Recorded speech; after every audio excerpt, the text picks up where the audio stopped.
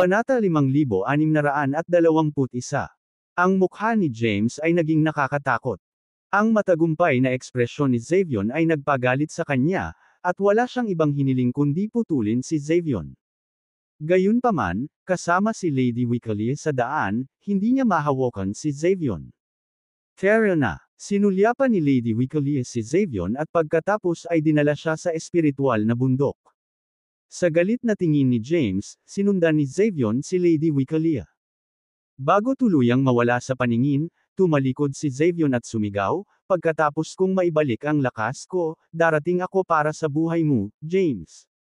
Galit na galit, pinutol ni James ang kanyang espada.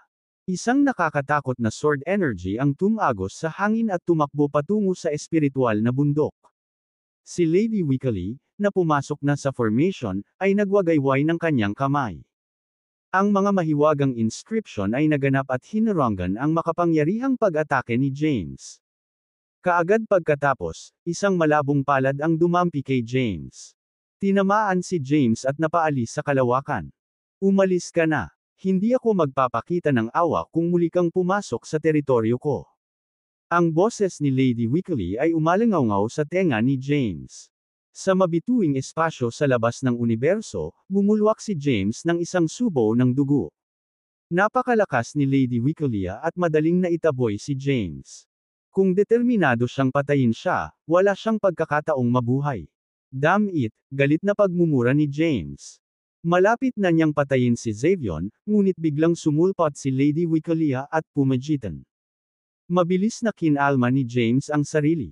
Nagtataka siya kung bakit nasa Anserlo si Lady Wycliffe.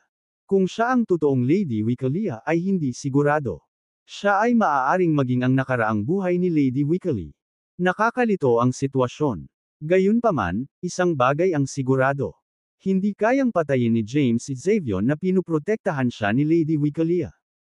Kailangan niyang malaman ang pagkakakilanlan ni Lady Wycliffe. Inactivate ni James ang life path, at mabilis na gumaling ang kanyang mga sugat. Bagamat nasugatan siya ni Lady Wycliffe, hindi sila nakamamatay. Kaya, madali siyang gumaling. Umalis siya sa mabituing espasyo at nagtungo sa susunod na universo. Pagkatapos, pumunta siya sa pinakamaunlad na planeta at pumasok sa pinakamataong lungsod. Umikot si James at nagtatanong tungkol kay Lady Wycliffe. Pagkatapos magtanong sa paligid, nalaman niya ang ilang impormasyon tungkol sa kanya. Nakapagtataka, hindi siya tinawag na Lady Wycliffe. Sa halip, tinawag niya ang palayaw na Teresa. Mula sa mga pagsisiyasat ni James, ang tunay na pangalan ni Teresa ay Zizel, at siya ang pinuno ng isang super-orthodox sa Anserlos. Ang super-orthodox na pag-aari niya ay tinatawag na Seraphic Sect. Ito ay hindi kapani-paniwalang makapangyarihan at nireranggo sa nangungunang 10 sa Anserlos. Si Zizel ang pinuno ng Seraphic Sect. Siya ay napakalakas at nakapasok sa Transcendental Bliss rank. Matapos malaman ang higit pa tungkol kay Zizel, mas marami pang tanong si James. Nakakunot ang noo niya habang nagmumuni-muni, una sa lahat, Zizel ang tawag sa kanya. May kaugnayan ba siya sa Lady Wycliffe at sa Zizel sa hinaharap na kilala ko? Pangalawa, hindi ba napapabalitang mawawala ang lahat ng emosyon at pagnanasa pagkatapos makapasok sa Transcendental Bliss rank?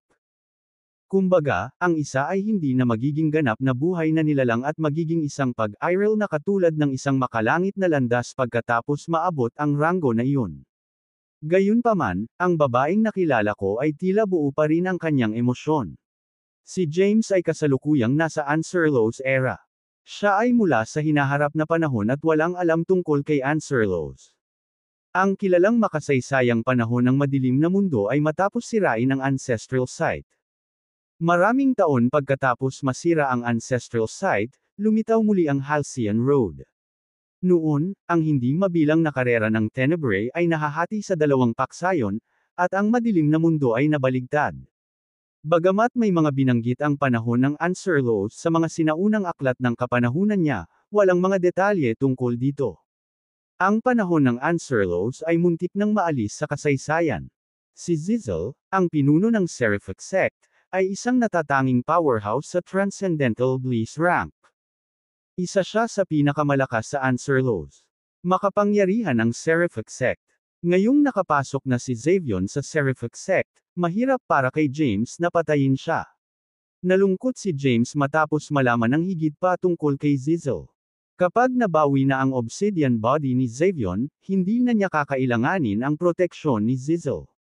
Sa oras na iyon, mas payat ang tsansa ni James na mapatay siya. Napaisip si James. Pagkatapos ng maikling pagmumuni-muni, nagpasya siyang manatili sa panahon ng Anserlos ng mas matagal. Sa ngayon, gusto niyang maghanap ng lugar na mapagtutuunan ng pansin sa pagpapabuti ng kanyang paglilinang. Determinado siyang manatili sa pag-iisa hanggang sa magkaroon siya ng sapat na lakas para patayin si Xavion. Ang unang hakbang para talunin si Xavion ay humanap ng paraan para madaig ang kanyang obsidian body. Kung walang countermeasure sa obsidian body, imposibleng patayin siya. Gayunpaman, walang ideya si James kung saan siya maaaring pumunta sa Anserlos. Nagtanong si James sa paligid, na nag-iipon ng higit pang impormasyon tungkol sa panahon ng Anserlos. Di nagtagal, nagkaroon siya ng magaspang na pag-unawa sa panahon. Mga primitive na inscription ng tao. Matapos makakuha ng higit pang impormasyon, natutunan ni James na ang mga tao ang nangingibabaw sa kasalukuyang panahon. Bagaman ito ay isang panahon kung saan marami ang nakipaglaban para sa hegemonya, ang mga tao ay nadaig ang iba. Ang mga primitive na inscription ng mga tao ay umiral pa sa panahon ng Anserlos at hindi pa nawawala. Nasa kamay sila ng isang super-orthodox, ang Hagios Sect. Ang leader ng Hagios Sect ay isang nangungunang powerhouse ng human race at nakatayo sa tuktok ng power hierarchy. Tulad ni Zizel, isa rin siyang powerhouse sa Transcendental Bliss rank. Ang mga sinaunang inscription ba ng mga tao sa panahong ito ay pareho sa mga natutunan ko mula sa Primal Mantra. Matapos malaman ng higit pa tungkol sa mga tao sa kasalukuyang panahon, nais ni James na bisitahin ang Hagios Sect upang masiyahan ang kanyang pagkamausisa. Sa huli, nagpasya siyang pumasok sa Hagios Sect at mag-cultivate doon hanggang sa maabot niya ang Quasi-Bliss rank. Samantala, kailangan din niyang pag-aralan ng obsidian bodies at humanap ng paraan para kontrahin si Xavion. Sa pamamagitan lamang ng pag-neutralize sa obsidian body ni Xavion ay magkakaroon siya ng pagkakataon na patayin siya. Pagkatapos gumawa ng desisyon, mabilis na umalis si James sa universo kung saan matatagpuan ang Hagios Sect. Ang Anserlos ay malawak at walang hangganan, na binubuo ng hindi mabilang na mga rehiyon at universo. Ang Hagios Sect ay matatagpuan sa isang pangunahing rehiyon ng Anserlos. Hindi nagtagal, dumating si James sa isang maunlad na universo. Pansamantala siyang nanirahan sa isang lungsod malapit sa Hagios Sect at naghintay ng pagkakataon na sumali sa sekta. Gayunpaman, ang pagkakataon ay hindi dumating kahit na matapos ang mahabang panahon. Ang Hagios Sect ay hindi naghahanap ng mga disipulo sa lalong madaling panahon. Kung walang Disciple Recruitment Conference, magiging mahirap para kay James na sumali sa Hagios Sect. Ang Hagios Sect ay puno ng mga powerhouse. Kahit na sa kanyang kasalukuyang lakas, ang paglusot ay mahirap. Narinig mo na ba ang mga kakaibang nangyayari sa Halcyon Road kamakailan? Oo. Narinig ko ang mga hindi kilalang nilalang at makapangyarihang mga nilalang na lumitaw sa dulo ng Halcyon Road. Ang Hagios Sect ay nagpapatawag ng mga powerhouse mula sa buong Anserlos para sa isang pagpupulong para talakayin ang isang ekspedisyon para imbestigahan ang sitwasyon. Si James ay nagkataon na nakarinig ng isang pag-uusap at natutunan ang mahahalagang impormasyon. Ang Halcyon Road. Nanginginig ang katawan ni James. Maraming karera ang napunta sa digmaan dahil sa Halcyon Road. Sa pagkakaintindi niya, ang Halcyon Road ang tanging paraan para matagumpay na makapasok sa Transcendental Bliss rank. Makakaharap ang isang tao ng mga aksidente kung susubukan ng isa na maabot ang Transcendental Bliss rank sa labas ng Halcyon Road. Ayon sa naitalang kasaysayan ng kanyang panahon, maraming powerhouse sa Quasi-Bliss rank ang pumasok sa Halcyon Road. Gayunpaman, nawala sila at hindi na bumalik. Walang nakakaalam kung ang mga powerhouse na ito ay buhay pa o hindi. Ano ang nasa dulo ng Halcyon Road? Kumunot ang noo ni James. Binalak niyang gamitin ang pagkakataong makapasok sa Hagios Sect at makipagsapalaran sa Halcyon Road. Sa pagkalat ng balita, ang mga powerhouse ng iba't ibang sekta ay agad na nagpadala ng mga disipulo sa Hagio sect. Binuksan ng Hagio sect ang kanilang pormasayon at tarangkahan, pinayagan ang mga powerhouse mula sa buong Anserlos na makapasok. Sa wakas ay dumating ang pagkakataon para makapasok si James sa Hagio sect. Nakarating siya sa bundok ng Hagio sect ngunit agad siyang hinarang ng mga tanod. Ipakita ang iyong imbitasyon. Natigilan si James. Mabilis niyang inayos ang sarili at nakangiting sinabi, wala akong imbitasyon. Partikular akong naglakbay dito pagkatapos malaman ang tungkol sa balita. Paumanhin. Hindi ka pinapayagang pumasok ng walang imbitasyon. Tinanggihan si James sa pagpasok matapos mabigang magpresenta ng imbitasyon at walang pagpipilian kundi umalis muna. Sa kasamaang palad, wala rin siyang lakas para makalusot sa Hagio sect. Naghintay si James sa labas at pinanood ang mga powerhouse na dinadala ang kanilang mga disipulo sa Hagio sect upang lumahok sa kumperensya. Kasabay nito, sinubukan niyang matuto ng higit patungkol sa maalamat na Halcyon Road. Di nagtagal, nagkaroon siya ng magaspang na pag-unawa sa Halcyon Road. Ang Halcyon Road ay ang pinakamalalim na daanan sa Dark World. Nagkaroon ng alamat na kumalat sa iba't ibang lahi ng Anserlos. Ayon sa mito, ang madilim na mundo ay walang hangganan. Walang buhay na nilalang, anuman ang lakas, ang makakaalis sa madilim na mundo. Gayunpaman, ang Halcyon Road ay humahantong sa labas ng Dark World. Ang Halcyon Road ay sinabi na hindi kapani-pani walang mapanganib, at kahit na ang mga nangungunang powerhouse ay magdadalawang isip tungkol sa pakikipagsapalaran doon. Naguguluhan, sumimangot si James at bumulong, ito lang ang tanging paraan para makalabas sa Dark World. May ibang espasyo sa labas ng Dark World. Sa kasamaang palad, walang makakasagot sa kanyang mga pagdududa. Hindi nagtagal, natapos ang kumperensya ng Hagio sect.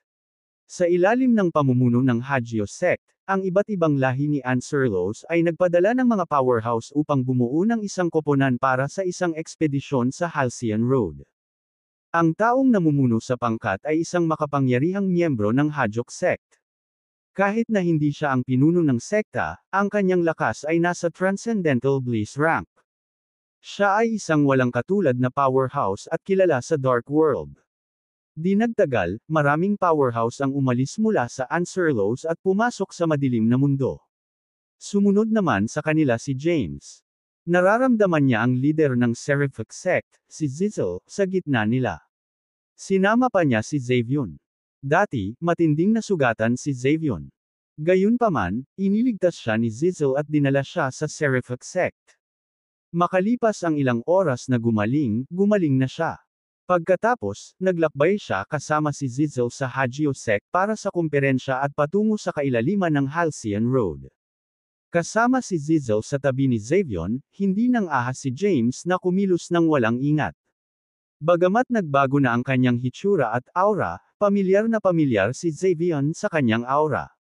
Nag-aalala si James na matuklasan ni Xavion. Nakarecover na ang mga sugat ni Xavion at ang obsidian body. Hindi kayang saktan siya ni James ngayon. Sumunod si James sa likod ng malaking hukbo. Hindi lang siya. Maraming iba pang mga powerhouse ang hindi lumahok sa kumperensya ng Hagio sect na sumunod pagkatapos ng hukbo. Sa kanila, ang pinakamalakas ay nasa Quasi-Bliss rank, at ang pinakamahina ay nasa Martial Celestial rank. Sa normal na mga pangyayari, ang mga magsasaka sa Martial Celestial rank ay hindi kwalipikadong pumasok sa Halcyon Road. Kung sila ay walang ingat na pumasok, ang kanilang kapalaran ay magtatapos sa kamatayan. Gayunpaman, ito ay isang bihirang pagkakataon para sa kanila. Kaya, gusto nilang sumunod sa Halcyon Road upang manood. Ang Hagio sect ay hindi nakialam sa grupo at pinayagan silang sumunod. Mabilis na gumalaw ang barkong pandigma sa kadiliman. Sa kadiliman, walang pangunawa sa oras. Parang mahabang panahon na ang lumipas, pero parang saglit lang. Biglang huminto ang barkong pandigma. Sa mga kaibigan kong sumusunod sa amin, papasok na kami sa Halcyon Road. Ito ay isang mapanganib na lugar. Sumakay ka na. Samantala, ang mga nasa ilalim ng Holy Celestial rank ay hindi na dapat umasenso pa. Isang boses ang tumunog, tinatanggap ang mga powerhouse sa lumilipad na barkong pandigma. Kaagad, maraming powerhouse ang lumipad patungo sa battleship at sumakay. Nang malungkot si James tungkol sa kawalan ng pagkakataong makasakay sa barkong pandigma, biglang tinanggap ng Hagio sect ang grupong sumusunod sa likod sakay sa takot na sila ay nasa panganib habang naglalakbay sa Halcyon Road. Gayunpaman, ang Hagio sect ay mayroong cultivation rank requirement para makasakay sa lumilipad na battleship. Ang mga magsasaka na mas mababa sa Holy Celestial rank ay hindi pinapayagang makasakay. Masyadong mapanganib ang Halcyon Road, at walang nakakaalam kung ano ang mangyayari. Ang mga nasa ibaba ng Holy Celestial rank ay hindi man lang maprotektahan ang kanilang sarili. Kaya, tumanggi ang Hagio sect na dalhin sila. Swoosh! Swoosh! Swoosh! Maraming magsasaka ang sumakay sa lumilipad na barkong pandigma, kasama na si James. Nagbago na ng itsura at aura si James. Sasakay man siya sa barkong pandigma, hindi maramdaman ni Zizzle at Xavion ang kanyang presensya. Matapos sumakay ang lahat, nagpatuloy sa pagsulong ang barkong pandigma. Tinitigan ni James ang kapansin-pansing daanan sa kadiliman sa harapan nila. Ito ay hugis ng isang hexagram at natatakpan ng ilang mahiwagang teksto. Direktang sumulong ang barkong pandigma sa Halcyon Road. Kaagad pagkatapos, isang pormasayon ang na-deploy sa paligid ng battleship. Ang marahas na kapangyarihan sa loob ng Halcyon Road ay walang humpay na tumama sa pormasayon. Buti na lang at hindi nasaktan ang formation. Curious na inilibot ni James ang paligid. Natuklasan niya sa loob ng maalamat na Halcyon Road ay isang madilim at magulong espasyo. Walang kumpletong path ang umiral sa loob ng space, ngunit may ilang fragmented sigils ng paths. Ang mga marahas na puwersa ay nag-intertwined upang bumuo ng kakaibang daanan. Bagamat mabilis ang takbo ng lumilipad na barkong pandigma, walang katapusan. Naisip ni James sa kanyang sarili, so ito ang Halcyon Road. Ano ba talaga ang laman nito? Bakit ang mga susunod na henerasyon ay nag-claim na ang isa ay maaari lamang makapasok sa Transcendental Bliss rank dito? May kaugnayan ba ang lahat sa panahon ng Ancierlos? Hindi mabilang na tanong ang namumuo sa isip ni James. Gayunpaman, walang makasagot sa kanya. Siya mismo ang makakahanap ng sagot. Lumipas ang oras sa bawat minuto. Hindi nagtagal, umalis ang lumilipad na barkong pandigma sa magulong espasyo at pumasok sa ibang rehiyon. Ay ilang iba pang mga puwang sa loob ng lugar. Sa sandaling iyon, bumagal ang lumilipad na barkong pandigma. Nagtipon ang mga powerhouse sa main hall ng battleship. Isang powerhouse mula sa Hagio sect ang naglabas ng mapa at nagsabing, ang mga pangunahing lahi ay nagsanib puwersa noong nakaraan upang magtayo ng isang pormasayon dito upang pigilan ang mga marahas na kapangyarihan na makapasok sa madilim na mundo. Gayunpaman, ang mga mahiwagang puwersa ay umaatake sa pormasayon kamakailan. Ang misyon ba natin na tumungo sa labas ng formation ay upang tuklasin. Ang dakilang elder ng Hagio sect, na nakaupo sa pinakamataas na upuan, ay tumango at nagsabi, oo. Ang lumilipad na barkong pandigma ay dahan-daang nilakbay ang lugar at kalaunan ay pumasok sa isa sa mga mundo sa loob ng madilim na rehiyon. Ang pormasayon ay matatagpuan sa hangganan ng mundong ito. Maraming powerhouses mula sa iba't ibang sekta ng Dark World ang nakalagay sa loob ng mundong ito. Ang barkong pandigma ay dahan-daang lumapit sa isang espiritual na bundok. Di nagtagal, hindi mabilang na mga powerhouse na nakasuot ng masalimuot na baluti at may hawak na mga sibat ang lumitaw sa paningin. Isang nasa katanghaliang gulang na lalaki ang lumuhod sa isang tuhod at sinabing, "Welcome, sir." Ang dakilang elder ng Hagio sect ay bumaba sa lumilipad na barkong pandigma. Pagkatapos, sumunod sa kanya ang iba pang mga powerhouse. Anong nangyayari? Agad na tanong ni Teresa pagkababa ng battleship. Sumagot ang nasa katanghaliang gulang na lalaki, ang mga mahiwagang nilalang ay umaatake sa pormasayon. Nang marinig ito, napakunot ang noo ni Teresa at sinabing, mayroon ba talagang ibang mundo sa dulo ng Halcyon Road? Mayroon bang iba pang mga uri ng mga nilalang na nabubuhay? Kabanata 5625 walang makasagot sa tanong ni Teresa. Kahit na ang mga naruroon ay mga top-notch powerhouses ng Dark World, wala silang alam tungkol sa Halcyon Road. Walang nakakaalam kung ano ang nasa kailaliman ng daanan. Curious na tumingin si James sa paligid. Napaka-solid ng espasyo at katulad ng sa Dark World. Naramdaman ni James ang pagbuo sa hangganan ng mundo. Ipinadala niya ang kanyang Zen mula sa Porma Sion at sa kailaliman ng Halcyon Road. Sa kasamaang palad, ang lugar ay talagang kakaiba, at ang kanyang Zen ay hindi maaaring maglakbay ng masyadong malayo. Pinamunuan ng mga nasa katanghaliang gulang ang powerhouse sa espiritual na bundok. Maraming tao ang nagtipon sa pangunahing bulwagan ng espiritual na bundok. Isang tanawin ang nakaharap sa kanila, na nagpapakita sa labas ng Porma Sion. Ilang itim na figure ang biglang lumitaw sa labas ng Porma Sion at nagsimulang umatake. Agad na kumilos ang mga gwardya na nakatalaga sa Porma Sion, na lumalaban sa mga misteryosong nilalang. Gayunpaman, ang hindi kilalang mga kaaway ay parang mga espiritual na nilalang. Bigla silang lilito at mawawala sa loob ng ilang segundo. Ang parehong sitwasyon ay nangyari ng higit sa 100 beses. Sinusubukan ng mga kaaway na ito ang tubig. Kapag nadiskubre, agad silang tatakas at iiwasan ang mga komprontasyon sa mga gwardya.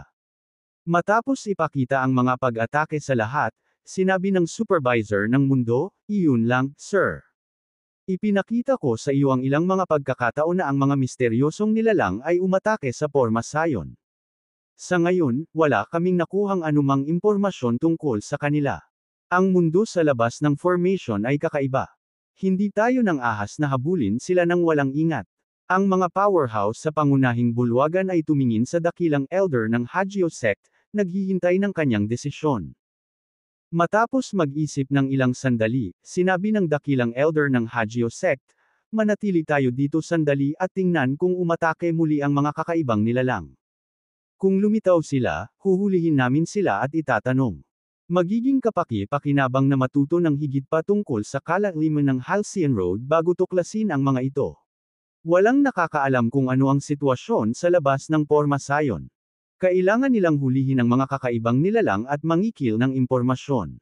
Pagkatapos ng isang simpleng talakayan, ang powerhouse ay nanirahan sa espiritual na bundok. Maging si James ay inayos na manatili sa isang maliit na independenteng courtyard house. Hindi sigurado si James kung ano ang sitwasyon sa labas ng Halcyon Road.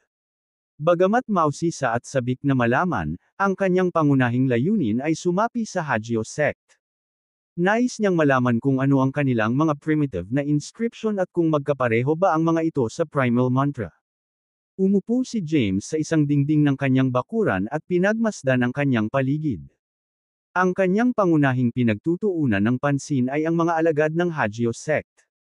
Naghahanap siya ng pagkakataon na makipag-ugnayan sa kanila at humanap ng paraan para makapasok sa Hagio sect. Ang dakilang elder ng Hagio sect ay ang commander ng ekspedisyon. Bukod pa rito, ang Hagio sect ay nagpadala ng ilan sa mga nakababatang disipulo, na medyo mahina. Ang layunin ay upang sanayin sila.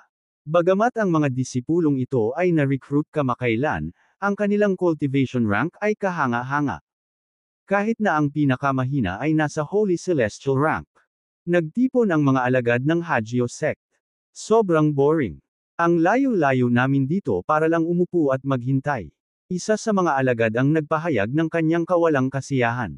Tumingin siya sa isang gwapong lalaki sa tabi niya at sinabing, "Bakit hindi tayo pumunta sa labas ng formation at tingnan kung mahahanap natin ang mga kakaibang nilalang na ito?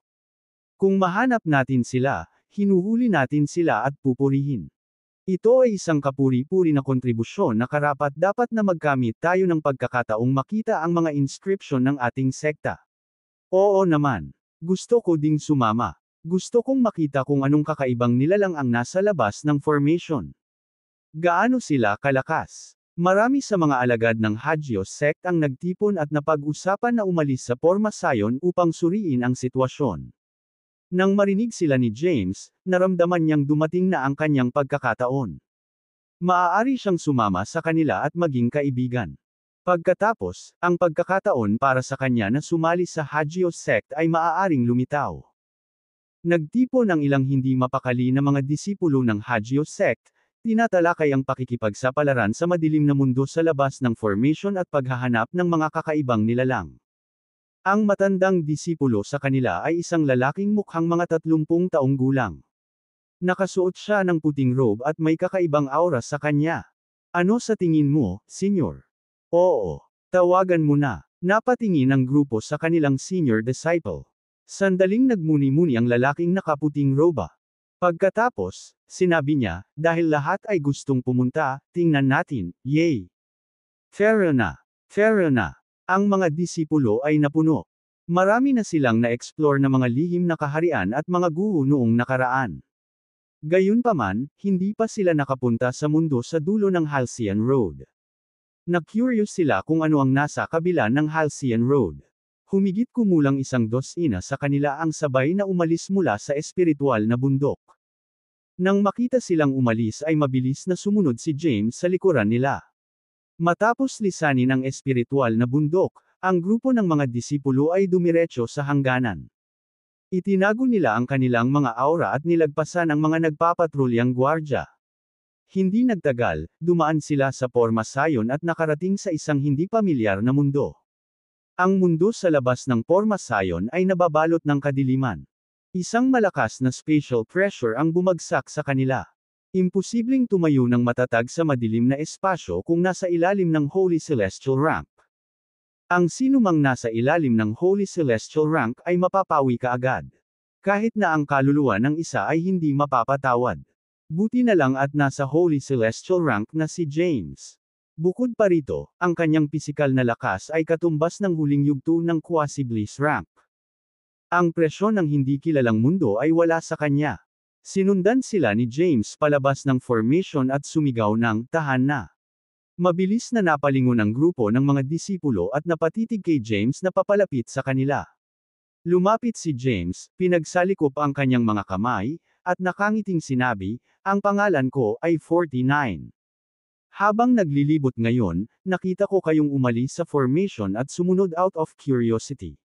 Saan kayo pupunta? Napangiti si James, umaasang magiging mas palakaibigan ang mga ito sa kanya. Tumingin ang matandang disipulo kay James, pagkatapos ay pinaalalahanan siya, sinabing, hindi ka dapat naririto.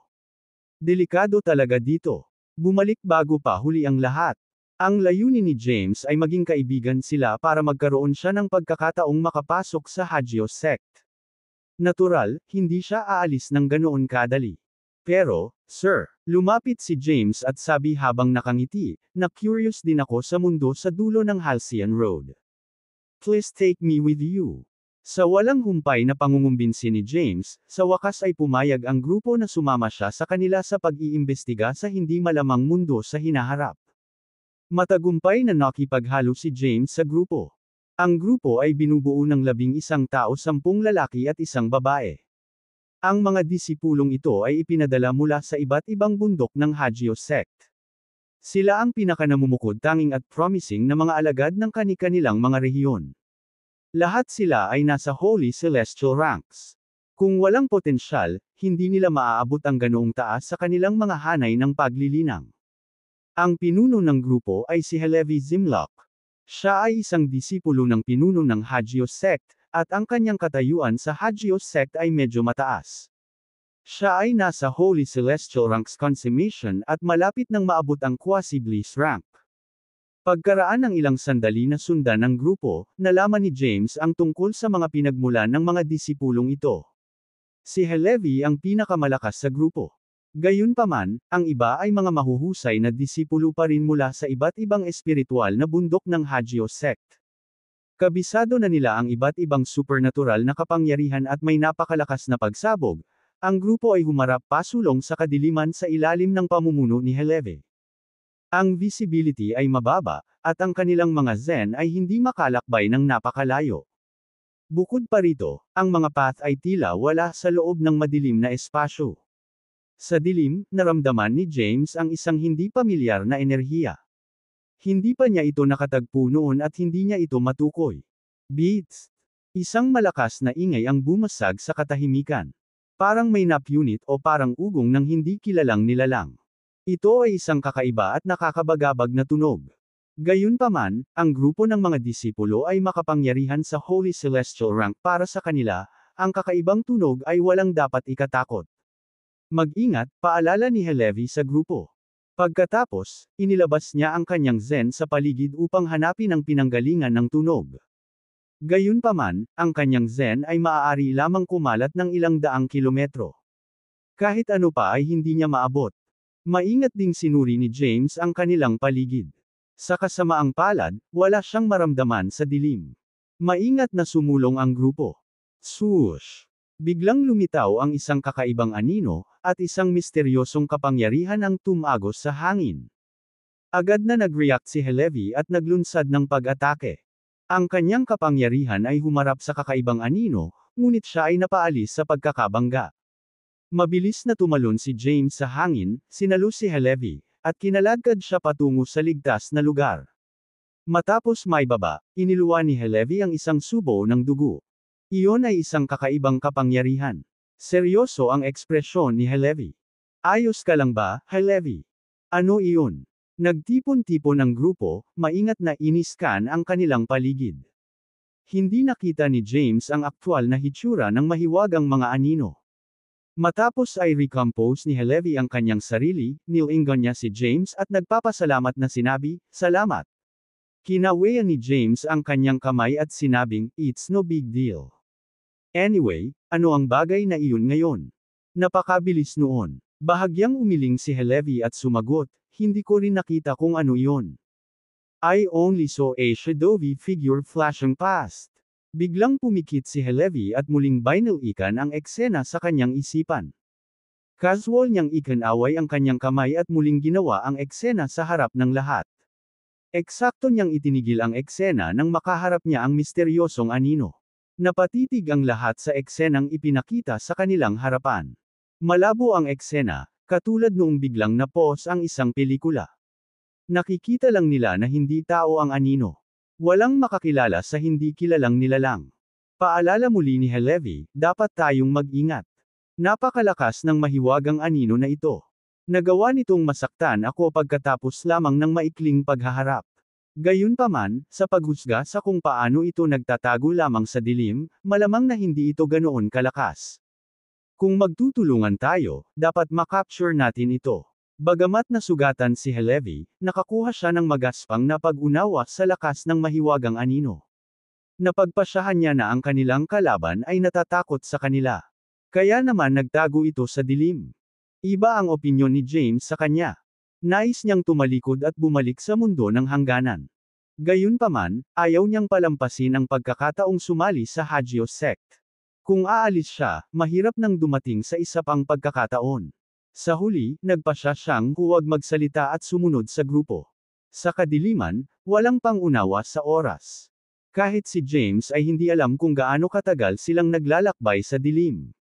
Nang maramdaman ni James na parang nawalan siya ng ulirat at nawala sa madilim na espasyo, biglang lumitaw ang akasel sa kanilang larangan. Ito ay isang itim na kastilyo na lumulutang sa kadiliman. Napaka-spectral nito na parang biglang sumulpot. At the same time, parang matagal na itong umiral doon. Tahimik na naglakbay ang grupo. Tila sila ay naglalakbay ng walang hanggan at naligaw ng landas sa dilim. Nang magsimula silang mag-alala, isang misteryosong palasyo ang lumitaw sa unahan nila. Matapos mapansin ang palasyo, ang lahat ay tumigil sa kanilang mga landas. May isang bagay sa unahan natin. Napatingin ang lahat sa malaking palasyo. Ito ay natatakpan ng mga mahiwagang kapangyarihan, na pumipigil sa mga puwersa sa labas na makita kung ano ang nasa loob. Tingnan natin ito, sabi ni Halevi. Sumunod ang grupo sa likod ni Halevi at nagmarcha patungo sa palasyo. Hindi nagtagal, nakarating na sila sa labas ng gate ng palasyo. Napakalaki ng palasyo, na may taas na halos 100,000 metro. Ang tarangkahan ng palasyo ay itim at mahigpit na nakasara. Ang ilang mahiwagang inscription ay inukit sa pintuang bato. Maging si James, na bihasa sa mga inscription, ay hindi pa sila nakita noon. Wala siyang ideya kung saang lahi sila kabilang. May nagtanong sa grupo na nagtataka, bakit may palasyo dito? Lumapit ang isa pang alagad at tumayo sa harap ng tarangkahan. Inabot niya, sinusubukang itulak ang gate. Nang makipag-ugnayan siya, isang itim na ilaw at isang malakas na puwersa ang lumabas mula sa gate. Ang disipulo, na nasa gitnang yugto ng Holy Celestial Rank, ay nabulabog. Mabuti na lang at mabilis siyang nasalo ni Halevi bago siya maalis sa paningin. Matapos maibaba ni Halevi ang disipulo, lumapit siya sa tarangkahan. Sumunod naman ang iba sa likuran niya. Tumayo ang grupo sa harap ng gate at pinagmasdan ito. Ano ang nakasulat dito? Hindi ko mabasa. Ito ay hindi natuklasang mga inscription. Nag-usap ang grupo sa kanilang mga sarili. Kumunot ang noo ni Halevi at sinabing, hindi pa ako nakakita ng ganitong mga inscription dati. Umalis ka na. Pipilitin kong buksan ang gate. Nang marinig ito, napaatras ang lahat. Tumayo si Halevi, at isang malakas na aura ang lumabas sa kanyang katawan. Itinaas niya ang kanyang kamay, at ang mga mahiwagang rune ay nagpalibot sa kanyang mga palad upang bumuo ng isang malakas na puwersa. Break! Tumalon siya sa hangin at itinulak ang kanyang palad sa itim na tarangkahan. Tinamaan ito ng kanyang nakakatakot na atake sa palad. Boom! Nayanig ang paligid na tila baguguho. Ang ilang mga bitek ay lumitaw sa madilim na espasyo sa paligid ng gate at kumalat na parang mga sapot ng gagamba. Sa kasamaang palad, ang itim na gate ay hindi nasaktan. Ang itim na palasyo ay tila matatag na nakaugat sa dilim. Kahit na ang isang powerhouse na tulad ni Halevi, na nasa katuparan ng Holy Celestial Rank, ay hindi ito may galaw. Muli, nadagdagan ni Halevi ang lakas ng kanyang pag-atake. Gayunpaman, ang gate ay nakasara pa rin. Halika. Hindi ako naniniwalang hindi ko masisira itong gate. Damn it. Patuloy na sinasalakay ni Halevi ang tarangkahan ng palasyo. Sa bawat pagkakataon, nilalakasan niya ang kanyang lakas. Gayunpaman, ang kanyang mga pagtatangka ay walang saysay. Sa huli, siya ay naubos. Dahan-dahan siyang bumaba mula sa langit at bumagsak sa lupa. Pagkatapos, walang magawa niyang sinabi, masyadong solid ang pintong bato. Hindi ko ito masira kahit na ginamit ko na ang lahat ng lakas ko. Humakbang ang nag-iisang babae sa grupo. Siya ay nagkaroon ng isang kabataan at magandang hitsura. Biglang, iminungkahi niya, paano kung subukan nating salakayin ito ng magkasama? Magandang ideya. Sama-sang-ayon ako. Dapat sabay tayong kumilos. Inipon ng grupo ang kanilang lakas at sabay-sabay na umatake. Ang kanilang sama-samang lakas ay nakakatakot ngunit hindi nagdulot ng malaking pinsala sa tarangkahan ng palasyo.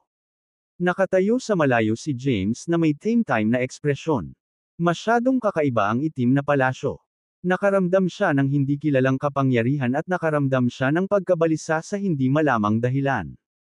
Masama ang pakiramdam niya na mawawala ng kontrol ang mga bagay kung bubuksan ang gate ng palasyo. Gayunpaman, mabilis niyang inalis ang nararamdaman. Lumapit si James at sinabing, umalis ka. Hayaan mo akong gawin ito. Nang marinig ito, itinuon ng mga alagad ng Hagio sect ang kanilang mga mata kay James. Ikaw, nagbibiro ka ba? Hindi namin mabuksan kahit nagsanib puwersa. Ikaw ay nasa maagang yugto pa lamang ng Holy Celestial Rank. Sa tingin mo ba mas malakas ka kaysa sa pinagsamahan natin? Marami sa mga disipulo ng Hagio sect ay tumingin kay James ng masama. Kailangan kong subukan para malaman. May barrier formation sa Stone Gate. Isa itong advanced formation na hindi masisira ng malupit na puwersa. Ang tanging paraan para makapasok ay sa pamamagitan ng pag-decipher ng formation. Lumapit si James at pinagmasdan ng mahiwagang mga inscription na nakaukit sa tarangkahang bato. Sa ilalim ng kanyang mga titig, ang mga inscription ay tila nabuhay at kumikislap sa paligid ng tarangkahang bato. Ang mahiwagang mga inscription ay lumitaw sa paningin ni James at nag-cross-cross.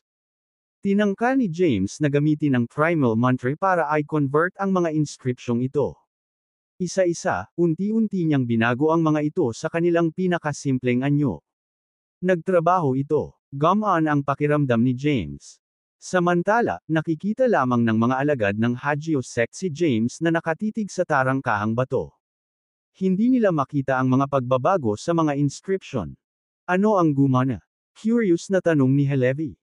Sagot ni James, I can decipher the formation. Gayunpaman, hindi ako sigurado kung ano ang nasa loob ng palasyo. Masama ang pakiramdam ko na may masamang mangyayari pagkatapos buksan ang gate na ito. Ano ang posibleng magkamali? Marami tayong powerhouses dito. Kung maaari mong maunawaan ang pagbuo, gawin ito. Kahit na ito ay isang bagay na hindi natin makokontrol, ang mga powerhouse sa mundo ng hangganan ay kayang alagaan ito. Bahagyang tumango si James at sinabing, "Give me some time."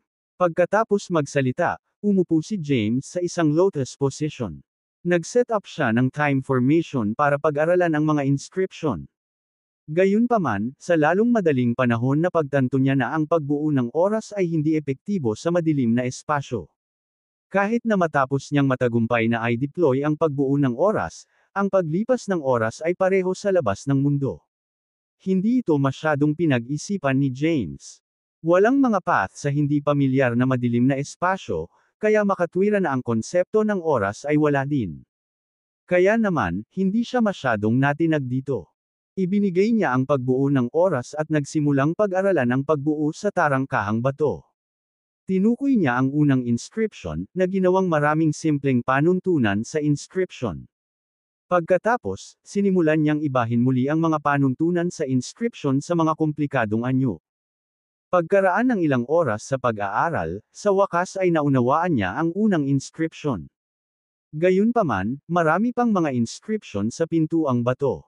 Ang mga inscription ay makapal na nakaimpake at patuloy na nagbabago. Sa isang maikling sandali, ang mga inscription ay nagbago na sa hindi mabilang na iba't ibang anyo. Kinailangan ni James ng mahabang panahon bago lubusang maunawaan ang lahat ng mga inscription. Matapos matagumpay na maunawaan ang unang inscription, napagtanto ni James kung gaano ito katakataka. Mapapabuti nito ng husto ang kanyang Tresensia Completer Art kung lubos niyang mauunawaan ang mga inscription ito. Kahit na ito ay hindi para sa kapakanan ng pagbubukas ng pintuang bato, ang pag-aaral ng mga inscription ito ay makikinabang sa kanya. Para kay James, ang pagkatagpo sa mga inscription ito ay isang malaking pagpapala. Nagtipon ang grupo ng mga alagad sa harap ng tarangkahan ng palasyo. Napatitig sila kay James at nagpalitan ng bulong. Maya-maya, huminto ang kanilang pag-uusap, at tila napakabagal ng paglipas ng oras. Biglang tumayo si James at sinabing, "Anong ginagawa ninyong lahat dyan nang walang ginagawa?" Biglang bumalik sa realidad ang grupo. Tanong ni Heleve, "Paano nangyari?" 49. Bahagyang tumango si James at sinabing, "Nakabisado ko na ang mga inscription at dapat mabuksan ko na ang porma sayon." Matapos magtanim ng ilang panahon, naging bihasa si James sa mga inscription. Ang silang formation ay makapangyarihan at nagmula sa mga primitive na inscription ng human race. Sa madaling salita, isa itong silang formation na ginawa ng isang powerhouse na nakabisado ang mga primitive na inscription ng human race. Naintindihan mo na ba ang porma sayon? Nagdududang tanong ng isa sa mga disipulo. Mahirap paniwalaan na naintindihan ni James ang porma sayon sa napakaikling panahon. Oo, bahagyang tumango si James. Pagkatapos, naglakad siya patungo sa tarangkahang bato. Tumingin siya saglit sa formation at huminga ng malalim. Kung ano man ang nakatago sa loob ng palasyo ay isang misteryo. Hindi maiwasan ni James na isipin ang mga kahihinatnan. Gayunpaman, mabilis niyang inalis ang kanyang mga alalahanin. Ikinaway ni James ang kanyang kamay at tinawag ang ilang misteryosong inscription mula sa kanyang palad. Ang mga inscription ay lumubog sa tarangkahang bato.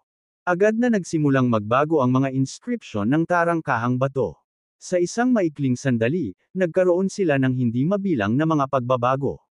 Tapos, bigla silang nawala. Tuwang-tuwa ang grupo ng mga disipulo matapos makitang naglaho ang mga inscription sa pagbuo. Ang isa sa kanila ay tuwang-tuwang sumugod sa tarangkahang bato. Marahan niyang itinulak ang gate, at bumukas ito. Kriek! Lumaki ang agwat hanggang sa tuluyang bumukas ang gate. Bagamat nabuksan ang tarangkahan, walang ibang makita ang mga alagad kundi kadiliman sa kabila ng tarangkahan. Ang isa sa mga disipulo ay tumingin kay James at sinabi, "Kay dapat kang manguna sa daan." Walang nakakaalam kung ano ang nakatago sa labas ng gate ng palasyo. Natakot ang grupo na sumulong ng padalos-dalos.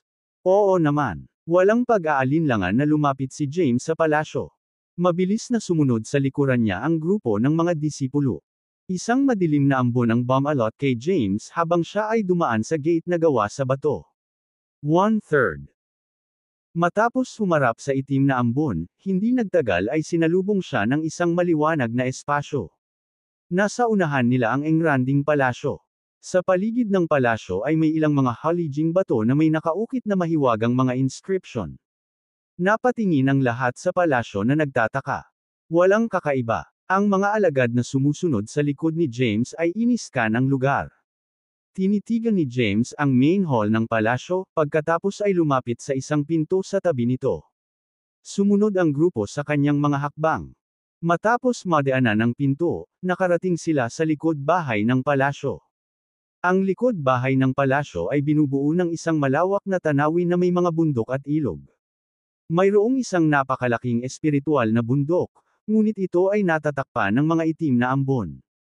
Naramdaman ni James ang isang abnormal na kapangyarihan na nagmumula sa malayong espiritual na bundok. Ang isang nakakatakot na pag-iral ay dapat nasilyuhan dito. May napansin agad si James na mali. Nilingan niya si Helevi at sinabing, "Sigurado ka bang gusto mong umabant?" Matapos mag-isip sandali, sinabi ni Helevi, "Siyempre. Bakit hindi? Nangunguna ka lang. Kung may mangyari, haharapin natin ang kalalabasan." Sa kanyang pagtiyak, nagpatuloy si James sa pagsulong ng walang pag-aalinlangan. Hindi nagtagal, narating nila ang espiritual na bundok na napapaligiran ng itim na ambon. Naramdaman ni James ang isang nakakatakot na kapangyarihan nang magkalapit sila, at ang kakilakilabot na premonition ay lumitaw sa kanyang puso. Bigla siyang napatigil sa kinatatayuan niya.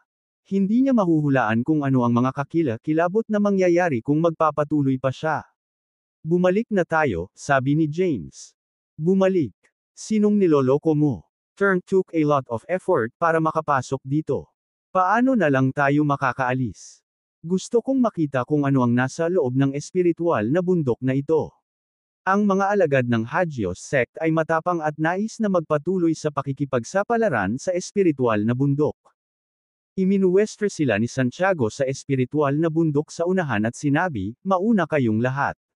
Maghihintay ako dito." "Fair na, Helevi." Lumingon ang grupo kay Helevi. Hindi siya nag-atubili at inakay sila patungo sa espiritual na bundok. Samantala, naghihintay si James sa pwesto. Pinagmasdan niya ang paligid at nakita niyang nagbago na ang mundo sa loob ng palasyo. Ang lahat ay ginawa mula sa mga tuntunin ng inscription, na mula sa parehong pinagmula ng silang formation sa pintuang bato. Sumimangot si James, anong klaseng powerhouse ang lumikha ng mga mahiwagang at makapangyarihang inscription? Ang mga inscription sa loob ng tarangkahan ng palasyo ay nalampasan maging ang mga primitive na inscription ng mga makapangyarihang lahi ng ancestral site. Boom! Naputol ang pag-iisip ni James nang ang malakas na ugong ng isang pagsabog ay nagmula sa espiritual na bundok sa di kalayuan. Nagsimulang gumuho ang paligid, at nawasak ang mundo. Bago pa man makapag-react si James, nawasak na ang mundo sa paligid niya. Sa sumunod na sandali, nabalot na naman siya ng dilim. Lumitaw sa kanyang harapan ang mga alagad ng Hagios sect. Mapatla ang mga mukha nila at nasugatan. Anong nangyari? Galit na tanong ni James. Mahigpit na nagsalubong ang mga kilay ni Helevi. Sagot niya, "Hindi ko alam. Nang malapit na kami, isang malakas na puwersa ang hamampas sa amin. Kaagad pagkatapos, nawala ang aming mga kapangyarihan."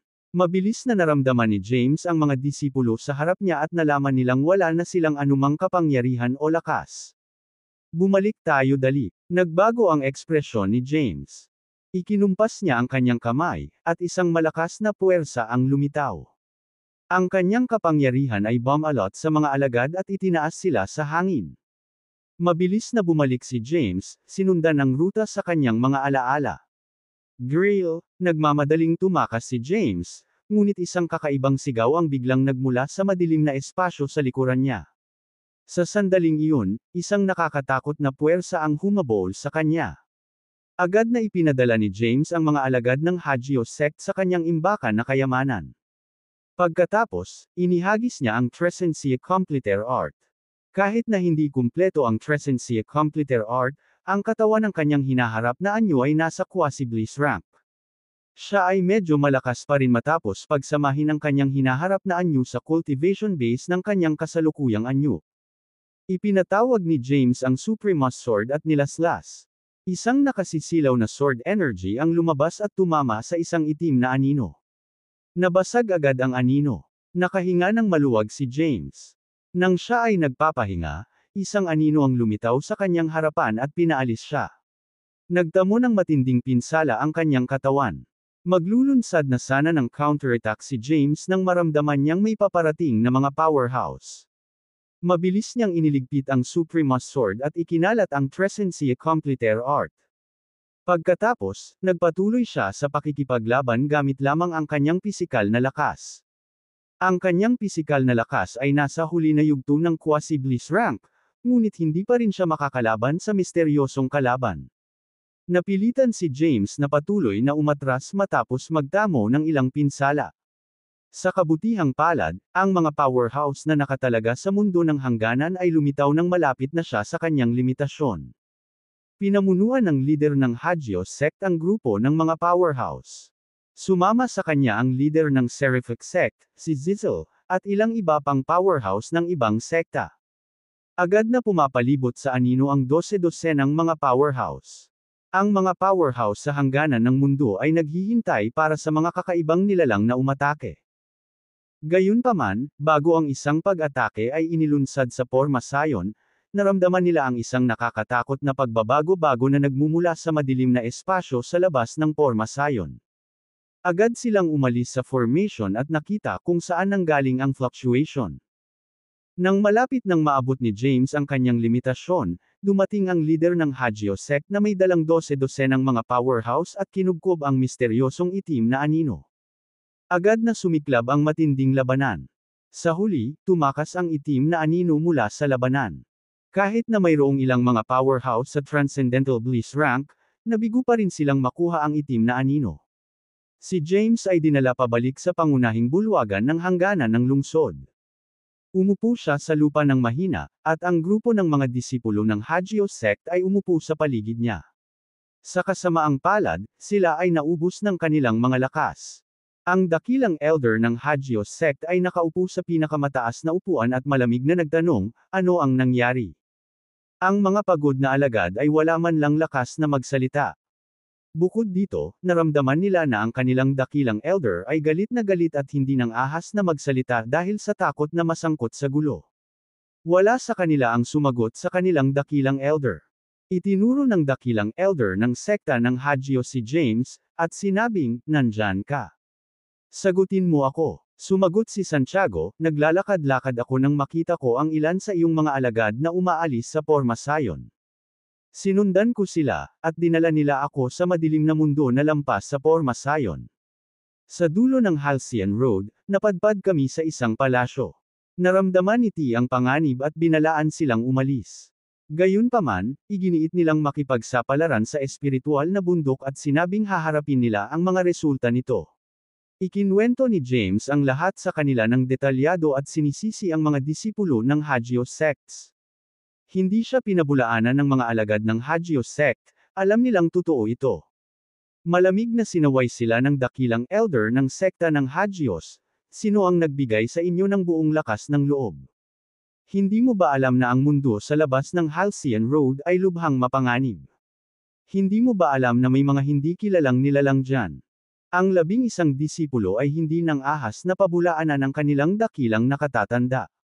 Sa sandaling iyon, isang powerhouse ang humakbang pasulong at nagsabi, huminahon ka, Ginoo. Napakaraming kakaiba sa bagay na ito. Pag-isipan muna natin ang mga bagay-bagay. Bumaling ang powerhouse kay James at nagtanong, sinabi mo na na-decipher mo ang Pormasayon sa tarangkahang bato, tama ba? Oo, mahinahong sagot ni James.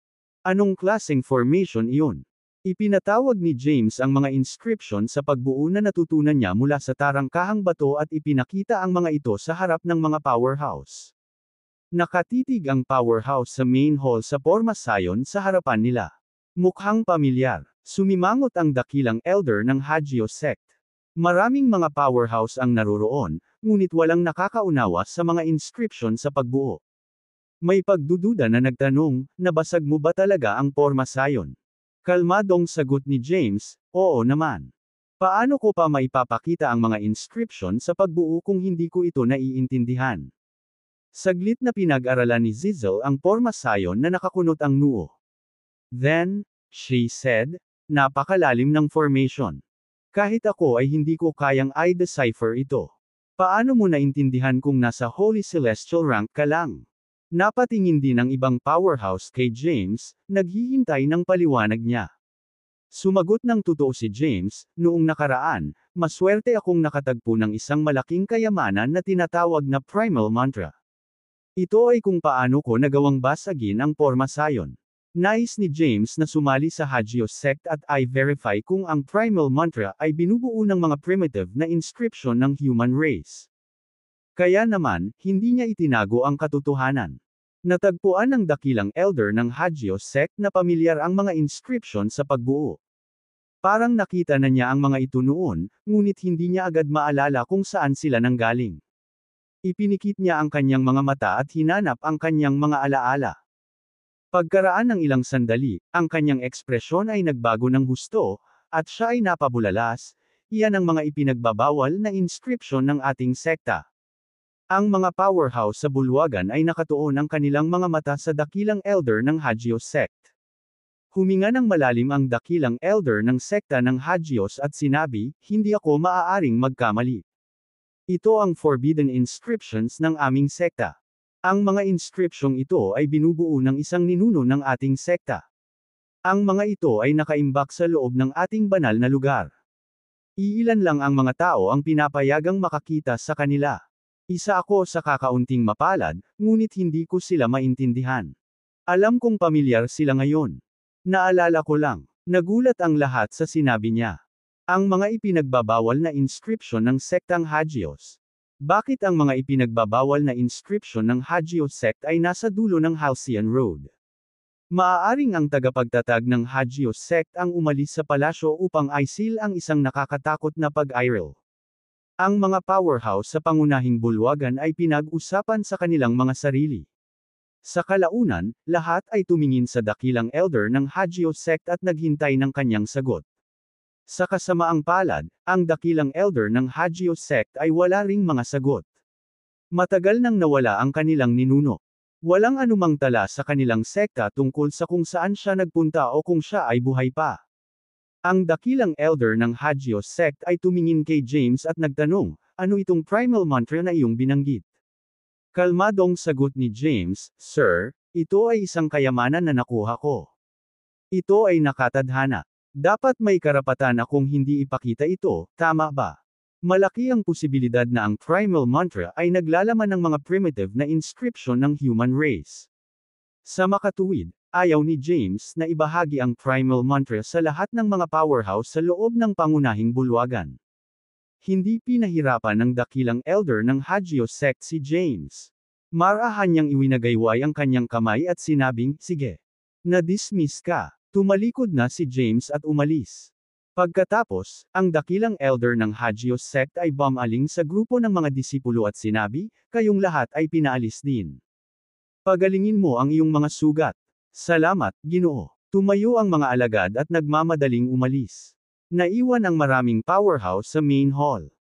Ang dakilang elder ng sekta ng Hagios ay same time na nagsabi, ang mahiwagang anino ay maaaring isang powerhouse na pinagbuklod ng tagapagtatag ng ating sekta sa dulo ng Halcyon Road.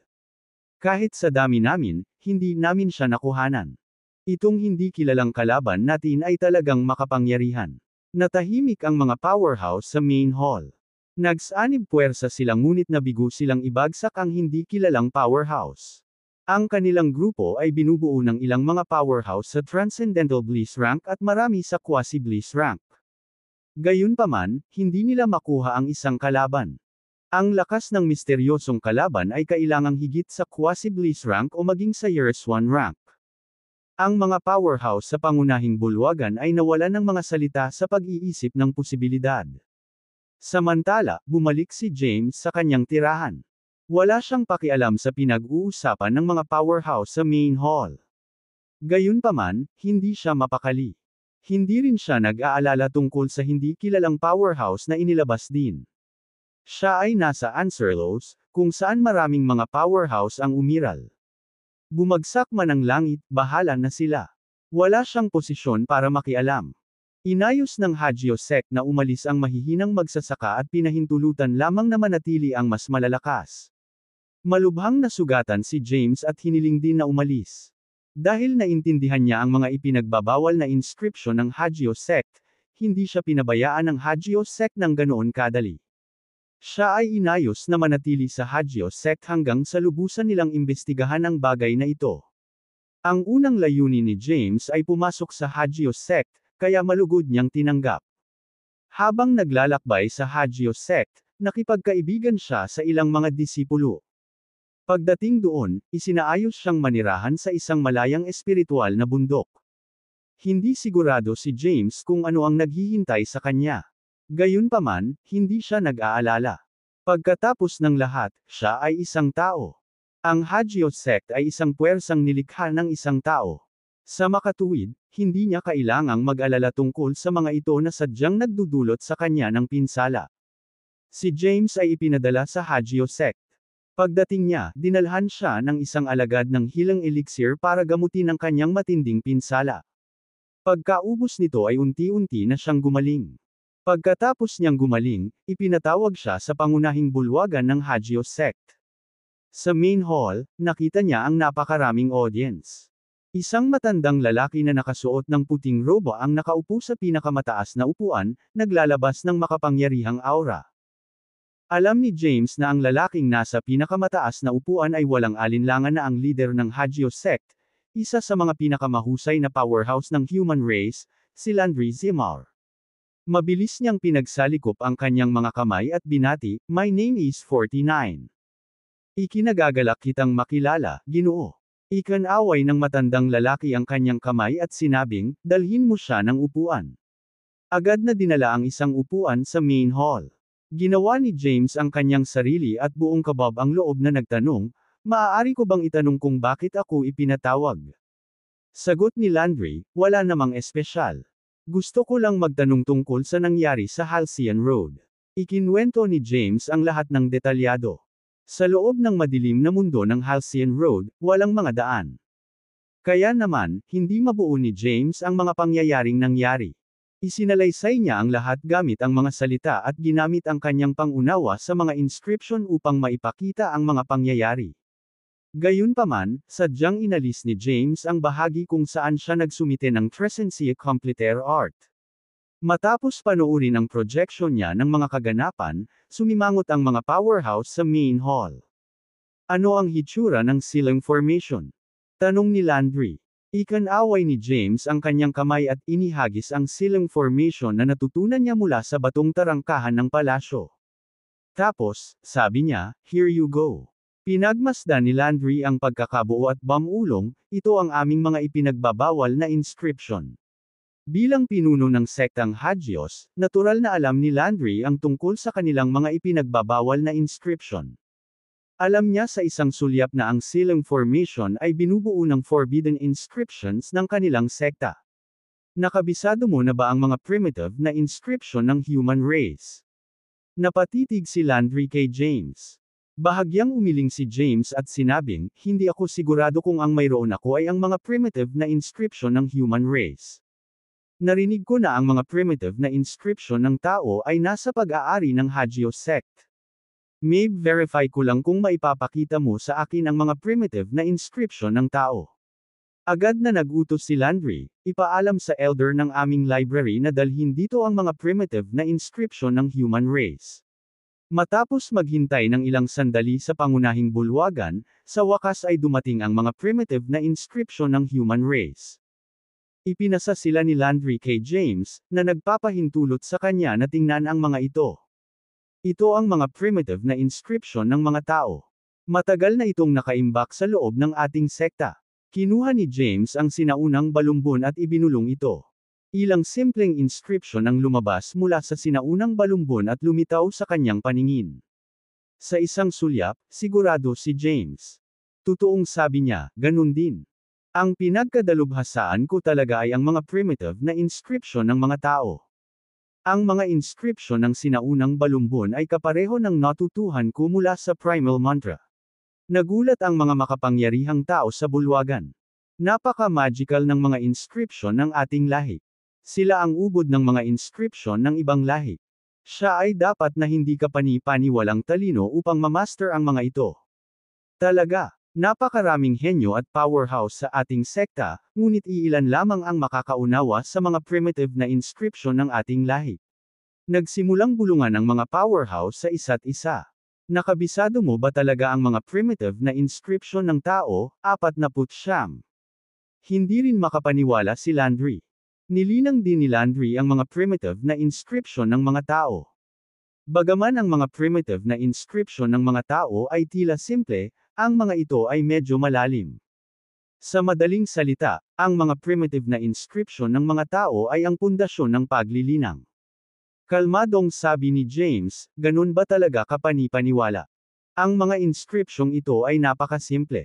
Kabisado ko sila noong mahina talaga ako, hindi makapangyarihan ang mga primitive inscriptions ng mga tao. Gayunpaman, pagkatapos matutunan ang mga ito, ang pag-unawa sa iba pang mga inscription ay mas madali. Sa teorya, ang mga primitive na inscription ng mga tao ay maaaring makonvert sa anumang mga inscription ng ibang lahi. Kaya naman, nakakatulong ito sa akin na maunawaan ang mga inscription ng ibang lahi. Umalangaw-ngaw ang boses ni James sa buong hall. Ang kanyang mga salita ay nagdulot ng matinding pagkagulat sa makapangyarihang mga tao na naruroon. Lahat sila ay nabigla at nawala ng mga salita sa pahayag ni James tungkol sa mga primitive na inscription ng human race na simple. Hindi mabilang na mga tao ang nagsikap na pag-aralan ang mga ito. Gayunpaman, kakaunti lamang ang nagtagumpay sa pag-unawa sa kanila. Kahit na ang pagmaster lang ng 10 hanggang 20% ay sapat na para magamit habang buhay. Tanong ni Landry, saan mo nakuha ang mga primitive na inscription ng ating lahi? Sino ang nagturo sa iyo sa kanila? Mahinahong sumagot si James, walang nagturo sa akin. Totoong hindi pa niya nakilala ang lumikha ng primal mantra. Sige. Na-dismiss ka. Marahang iwinagayway ni Landry ang kanyang kamay. Okay. Tumayo si James at lumabas ng main hall. Wala siyang pakialam kung ano ang tatalakayin ng mga makapangyarihang tao. Kinumpirma na ni James na ang primal mantra ay naglalaman ng mga primitive na inscription ng human race. Gayunpaman, hindi pa siya handang umalis at gusto pa rin niyang magpatuloy sa pananatili sa Hagio sect. Ang kanyang bagong target ay ang mga ipinagbabawal na inscription ng Hagio sect. Ang mga ipinagbabawal na inscription ng Hagio sect ay binubuo ng kanilang tagapagtatag, na maaaring naging isang powerhouse sa Year 1 rank. Bumalik si James sa tirahan na nakatalaga sa kanya. Sa sumunod na panahon, walang dumating para mang-istorbo sa kanya. Ang kanyang mga araw ay maaliwalas, at wala siyang ibang ginawa kundi ang magtanim. Bukod kay Xavion, walang gustong gawin si James sa anumang bagay sa panahon ng Answer Laws. Matapos patayin si Xavion, matatapos na ang kanyang misyon, at maaari na siyang umalis. Bago yun, kailangan niyang gumawa ng countermeasure sa Obsidian Body ni Xavion. Obsidian Body. Nakasimangot na nakaupo si James sa kanyang tirahan. Upang kontrahin ang Obsidian Body ng Xavion, dapat niyang maunawaan ang mga inscription nito. Ipinikit ni James ang kanyang mga mata, at nanambalik sa kanyang isipan ang pakikipaglaban niya kay Xavion. Ang mga eksenang na project sa kawalan sa kanyang harapan. Pinanood ni James si Xavion gamit ang kanyang Obsidian Body. May ilang mahiwagang inscription ang lumabas sa katawan ni Xavion at nakakabit sa kanyang balat. Ang mga ito ay Obsidian Body inscriptions, na maaaring neutralisahin ang lahat ng uri ng kapangyarihan. Purong lakas lamang ang maaaring makalusot sa Obsidian Body inscriptions. Si James ay may kumpiyansa na maunawaan ang Obsidian Body inscriptions. Ipinatawag niya ang primal mantra sa kanyang isipan. Pagkatapos, binago niya ang mga inscription ng primal mantra sa pag-asang makalikha ng isang bagay na katulad ng Obsidian Body inscriptions. Matapos ang hindi mabilang na mga pagtatangka, nakagawa si James ng isang set ng mga inscription. Ikinabot niya ang mga inscription sa kanyang katawan at sinubukang gamitin ang mga kapangyarihan nito. Gayunpaman, ang mga resulta ay nabigo sa kanya. Bagaman maaari itong labanan ang ilang mga kapangyarihan, hindi ito epektibo laban sa makapangyarihang mga inscription. Ang pagtatangka ni James na lumikha ng isang set ng obsidian body inscriptions ay isang pagkabigo. Ang tanging pagpipilian niya ay makipag-ugnayan kay Xavion at matuto patungkol sa obsidian body inscriptions. Sa pamamagitan lamang ng pag-unawa sa kanila ay makakahanap siya ng paraan upang maneutralize ang mga ito. Napakahirap nito. Kumunot ang noo ni James. Biglang may narinig na boses mula sa labas ng courtyard. Mr. 49, gustong makita ka ng aming pinuno ng sekta. Ipinakalat ni James ang kanyang kapangyarihan at itinigil ang kanyang proseso ng paglilinang. Pagkatapos, tumayo siya at naglakad palabas ng courtyard. Walang ideya si James kung ano ang gusto ng leader ng Hagio sect mula sa kanya sa pagkakataong ito. Tumayo siya at naglakad palabas ng courtyard niya. Isang alagad ang nakatayo sa labas ng pasukan ng patio, naghihintay sa kanya. Nang makita niya si James, magalang niyang sinabi, "Gusto kang makita ng aming leader ng sekta." Sige. Tumango si James at sinabing, "Lead the way." Sa ganitong paraan, pakiusap. Iminuwestre ng disipulo si James at inakay siya patungo sa pangunahing bundok ng Hagio sect. Hindi nagtagal, nakarating sila sa likod ng kanilang pangunahing bundok. "Hinihintay ka ng aming pinuno ng sekta sa bangin." "Sige na." Napatingin si James sa bundok na nasa harapan niya.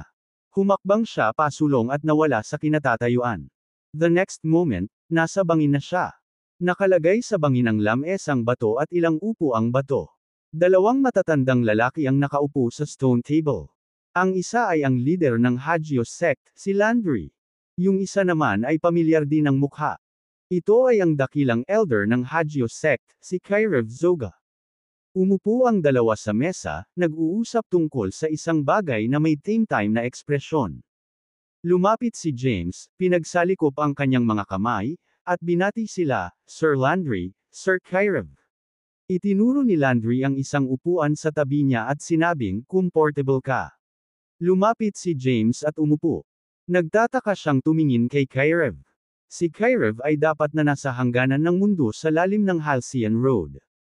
Bakit siya bumalik dito? Isip ni James. Kahit may mga tanong si James, itinago niya iyon sa kanyang puso. Sa halip, tinanong niya, "Ano ang ipinatawag sa akin para sa oras na ito, Sir Landry?" Napatingin si Landry kay James habang hinahaplos ang kanyang balbas. Pagkatapos, ngumiti siya at sinabing, "Natural, may gusto akong pag-usapan sa iyo." "Paki-elaborate," magalang na sabi ni James, tulad ng kung paano kumilos ang isang junior sa harap ng isang senior. Paliwanag ni Landry, "Gusto kong pag-usapan ang tungkol sa mga primitive na inscription ng human race na nakuha mo. Ang aming mga primitive na inscription ay hindi nahahati sa mga bahagi. Gayunpaman, na-master mo lang ang kalahati nito sa ilang kadahilanan." Ha! Natigilan si James. May kalahati pa ba? Bahagyang tumango si Landry at sinabing, "Ang unang kalahati ay nagtatala ng malalim at komplikadong mga inscription. Ang ikalawang kalahati ay ang core ng primitive inscriptions ng tao. Itinuturo nito kung paano maayos na gamitin ang mga inscription mula sa unang kalahati." Naintriga agad si James. Tumingin si Kairev kay James at same time na nagtanong, "Alam mo ba kung ano ang inilabas mo sa kalaliman ng Halcyon Road?" Umiling si James at sinabing, "Paano ko malalaman?" Malamig na sinabi ni Kairev, "Nagdulot ka ng malaking problema. Ano ang kinalaman nito sa akin?" Agad na pinabulaanan ni James at ipinaliwanag ang kanyang sarili, "Nagbabala na ako sa iyong mga alagad." Gayunpaman, pinilit nilang buksan ang porma sayon at makipagsapalaran sa lugar. Nangako silang aasikasuhin ang kahihinatnan kung may nangyaring mali. "Paanong kasalanan ko? Ikaw." Dumilim ang mukha ni Kairev. Agad na sumingit si Landry, "Tama na. Hindi ngayon ang oras para sisihin ang sinuman." Curious na tanong ni James, "What's wrong? May nakakatakot bang kasaysayan ang misteryosong anino na iyon?" Paliwanag ni Landry, "Hindi kami sigurado sa pinanggalingan nito. Gayunpaman, may mga tala sa ating mga sinaunang aklat tungkol sa ibang mundo sa dulo ng Halcyon Road. May ilang mahiwaga at makapangyarihang nilalang na naninirahan doon. Mula noong sinaunang panahon, ginalugad natin ang hindi kilalang mundong iyon. Ganoon din sa mga nilalang dyan. Sinusubukan nilang malaman ang tungkol sa ating mundo. Maikling paliwanag ni Landry pero hindi na nagdetalye. Nakabisado mo ang unang kalahati ng mga primitive na inscription ng mga tao.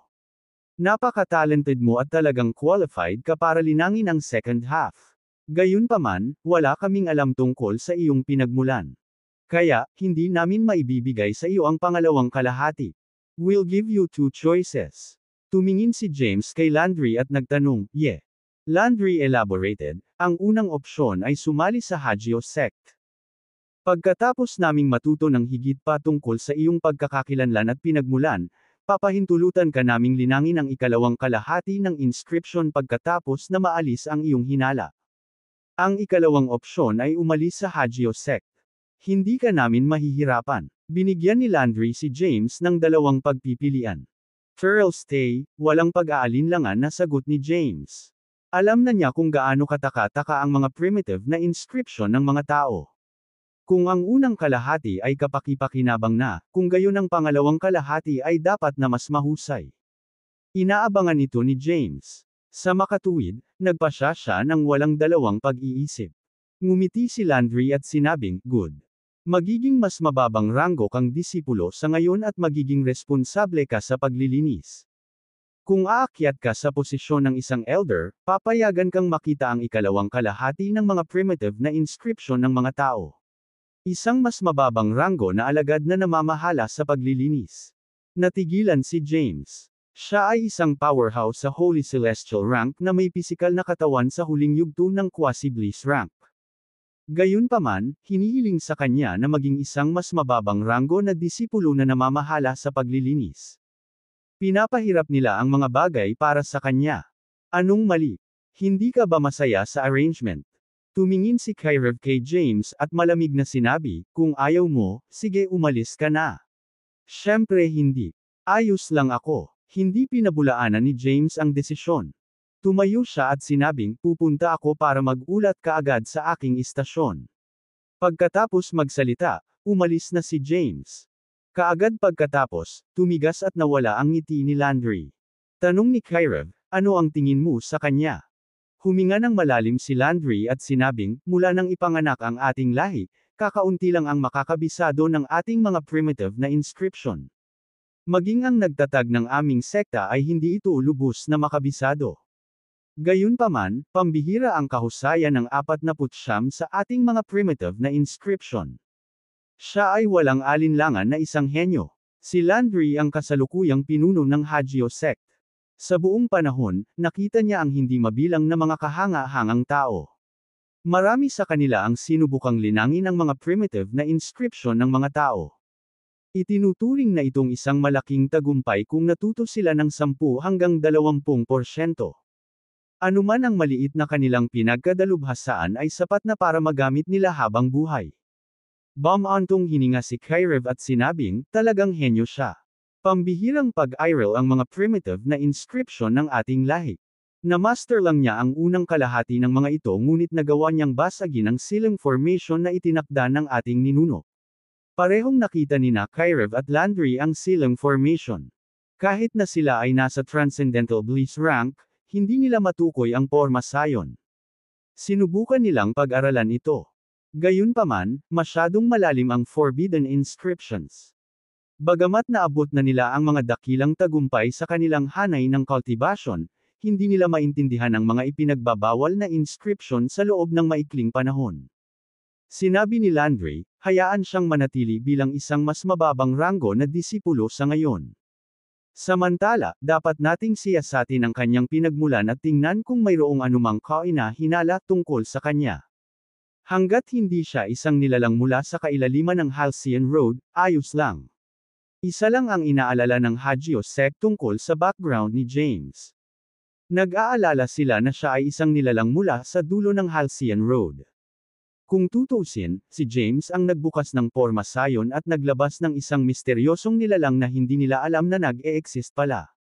Mahinahong sinabi ni Landry, kung hindi siya mula sa dulo ng Halcyon Road, siya ay magiging isa sa pinakamagaling sa kanyang mga kakayahan sa pag-unawa. Magiging kapaki-pakinabang siya sa atin at dadalhin ang bandila ng human race sa hinaharap. Samantala, hindi alam ni James kung ano ang pinaplano ng leader ng Hagio sect at Great Elder. Gayunpaman, ayaw niyang umalis sa Hagio sect kahit na pinatay nila siya. Determinado siyang makuha ang ikalawang kalahati ng mga primitive na inscription ng mga tao. Isa pa, wala na siyang ibang mapupuntahan. Gusto niyang mag-cultivate sa Hagio sect at malaman kung paano kokontrahin ang obsidian body ni Xavion. Si James ay nanatili sa Hagio sect at naging isang mas mababang ranggo na disipulo. Ang Hagio sect ay ang pinakamalakas sa Anserlos. Ito rin ang pinakamalaking puwersa ng mga tao. Si James ay itinalaga bilang isang outer disciple, ang pinakamababang ranggo ng mga disipulo. Ang mga outer disciples ay pangunahing binibigyang tungkulin ng mga maliliit na trabaho, pangunahin ang pagtutusto sa mas mataas na ranggo ng mga disipulo. Ang kanyang kasalukuyang katayuan ay ang pinakamababa sa mga outer disciples. Pagkatapos niyang i-report ang pagdating niya, binigyan siya ng identity token at wallis. Ang wallis na inabot sa kanya ay gawa sa mga espesyal na materyales at maaaring ituring na isang kayamanan. Ang kanyang gawain ay medyo madali. Siya ang may pananagutan sa paglilinis ng mga nalaglag na dahon sa labas ng gate ng kanilang bundok. Napatingin si James sa mga nalaglag na dahon sa lupa sa labas ng gate ng bundok. Huminga siya ng mahina, at ang mga dahon ay lumipad sa isang tumpok. Naupo siya sa labas ng pintuang bayan ng bundok at pinagmasdan ang pagdaan ng mga alagad. Isang malakas na pormasayon ang nagpoprotekta sa Hagio sect. Ang mga miyembro ng sekta, maging ang mga matatanda, ay hindi pinahintulutang pumasok sa pamamagitan ng paglipad. Lahat sila ay kailangang lumakad sa tarangkahan ng bundok. Ang tarangkahan ng bundok kung saan nakatalaga si James ay ang tanging pasukan sa Hagio sect. Si James ay nakaupo sa batong hagdanan at pinagmamasdan ng mga alagad na walang magawa. Bulong niya, nasa Holy Celestial rank ako at may pisikal na katawan sa late stage ng Quasi-Bliss rank. Gayunpaman, ako ay nakaistasyon dito upang linisin ang ilang mga nahulog na dahon. Sa sandaling iyon, lumitaw ang isang matanda sa tarangkahan ng bundok. Tumingin siya kay James at mahinahong sinabi, bawal kang gumamit ng powers habang naglilinis. Ikinaway ng matanda ang kanyang kamay at ikinalat ang tumpok ng mga nalaglag na dahon. Ikaw, magsasalita na sana si James, ngunit nawala na ang matanda. Walang magawa si James kundi ang manu-manong wallisin ang mga dahon gamit ang wallis. Ang Hagio sect ay isang malaking puwersa, at ang kanilang teritoryo ay napakalawak. Malaki talaga ang lugar sa paanan ng bundok. Bagamat isang powerhouse si James, manu-mano niyang nilinis ang mga nalaglag na dahon sa labas ng gate ng bundok sa loob ng ilang buwan. Nang matapos ang kanyang gawain, umupo siya sa hagdang bato sa harap ng tarangkahan ng bundok. Pagkatapos, ipinagpatuloy niya ang pagmamasid sa mga alagad na dumaraan sa tarangkahan. Boom! Biglang may bumabang figure mula sa langit. Sa paglapat ng kanyang mga paa sa lupa, naging sanhi ito ng panginginig ng lupa. Isang malakas na puwersa ang tumagos sa hangin, dahilan para mawalan ng balanse ang mga kalapit na disipulo. Siya na naman. Nandito na naman siya. Talagang hindi niya alam kung kailan siya susuko. Alam ko naman di ba? Siya ay bumisita ng higit sa daan-daang beses. Paano siya magkakaroon ng pagkakataon laban kay Elder Yulin? Nang mapansin ang kakaibang tao na lumitaw, ang mga disipulo sa tarangkahan ng bundok ay agad na nagsimulang mag-usap sa isa't isa. Napansin din ni James ang taong sumulpot sa di kalayuan. Ito ay isang gwapong lalaki na mukhang nasa 20s. Nakasuot siya ng kulay abong robe at naglabas ng kakaibang aura. Nang makita ang lalaki, lumiwanag sa tuwa si James. Anong ginagawa niya dito? Halika, harapin ang iyong kamatayan, Yovani. Ang boses ng lalaki ay nanggaling sa labas ng gate ng bundok ng Hagio sect. Casual na ikinaway ni James ang kanyang kamay, at kinaladkad ng kanyang kapangyarihan ang isang kalapit na disipulo papunta sa kanya. Ikaw, galit na galit ang disipulo matapos makitang ito ay isang mas mababang ranggo na disipulo na namamahala sa paglilinis. Papagalitan na sana niya si James pero agad siyang nagpigil matapos maramdaman ang durog na kapangyarihan sa paligid niya. Sino si Yovani? Tanong ni James. Ngumiti ang disipulo at sinabing, ipakalat mo muna ang iyong kapangyarihan. Masakit talaga. Hindi ko kaya. Binawi ni James ang kanyang kapangyarihan. Ipinaliwanag ng disipulo, si Giovanni Yulon ay isang elder sa aming sekta. Sige. Magwala. Ikinaway ni James ang kanyang kamay, pinaalis ang alagad. Pagkatapos, tumayo siya at bumaba ng hagdan. Pagdating sa paanan ng bundok, tumingin siya sa hindi inanyayahang bisita at nakangiting sinabi, "Wyatt ang pangalan mo, tama ba?" Haha. Tumawa ang lalaki at sinabing, "Wala na ba talagang ibang tao ang Hagio sect? Bakit sila nagpadala ng tagapaglinis?" Natawa naman si Wyatt nang makitang may bitbit na walis sa balikat si James. Pagkatapos, biglang nagdilim ang kanyang mukha, at same time niyang sinabi, "It's none of your business, so scram." Pagkatapos magsalita, nagpakawala ng malakas na aura si Wyatt para patumbahin si James. Gayunpaman, hindi nagpatinag si James sa mukha ng aura. Ang mga nalaglag na dahon sa lupa ay gamulong sa hangin, marahas na kamakaway. Sa sandaling iyon, lumitaw si Giovanni sa labas ng gate ng bundok. Hindi agad siya bumaba sa paanan ng bundok. Sa halip, tumingin siya kay James, na nakaharap kay Wyatt, at nagtanong, "Sino ang batang iyon? Bakit hindi ko siya nakita dati?" Sumagot ang isang disipulo, "Mukhang inayos siya rito ng mga nakatataas." Kawili-wili. Napangiti si Giovanni sa paghihintay. Tumayo siya sa pwesto at nagmamasid mula sa tarangkahan ng bundok. Samantala, mahinahong tumingin si James kay Wyatt, na nagpakawala ng makapangyarihang Azura. Nagulat siya nang makilala niya si Wyatt noong Anserlo's era. Ang aura ni Wyatt ay napakalakas at nasa quasi-bliss rank na. Ang Wyatt ay maituturing na isang nangungunang powerhouse kung sila ay nasa kanilang mga orihinal na panahon. Sa totoo lang, isa na siyang nakakatakot na pag-iral noong Anserlo's era. Mahinahong sinabi ni James, "Kailangan mo muna akong ipasa kung gusto mong hamanin si Elder Yulon." Nagbago na ng itsura at aura si James. Kaya, hindi agad siya nakilala ni Wyatt. Mayabang. Nagdilim ang mukha ni Wyatt. Bigla siyang humakbang at nag-teleport sa harap ni James. Pagkatapos, itinulak niya ang palad niya pasulong. Ang kanyang pag-atake ay naglalaman ng mga kapangyarihan ng iba't ibang path. Nilinang pa ni Wyatt ang mga mababang antas na path sa kanilang pinakamataas na potensyal. Kung ikukumpara sa mga primitive na inscription ng ilang pangunahing lahi, ang mga landas na ito ay wala kahit saan malapit sa mababa. Matibay na nakatayo si James sa pwesto, hinayaan ang pag-atake na bumagsak sa kanyang dibdib. Ang malakas na puwersa ay nagpalipad kay James sa malayo. Napailing siya sa lakas at binalans ang sarili sa harap ng tarangkahan ng bundok. Bagamat malakas ang atake ni Wyatt, mas malakas pa ang katawan ni James. Ang pag-atake ni Wyatt ay nasa quasi-bliss rank at hindi maaaring magdulot ng pinsala sa pisikal na katawan ni James. 2/3. Lumutang si James sa labas ng gate ng bundok at may hawak na walis sa kanyang balikat. Tumingin siya kay Wyatt sa paanan ng bundok at tumawa. "How dare you challenge our elder with such weak strength? Hindi ka ba masyadong nagpapahalaga sa sarili mo?" Pagkatapos magsalita ni James, hinawakan niya ang walis at naglunsad ng counterattack. Sa kanyang mga kamay, ang walis ay naging isang makapangyarihang sandata.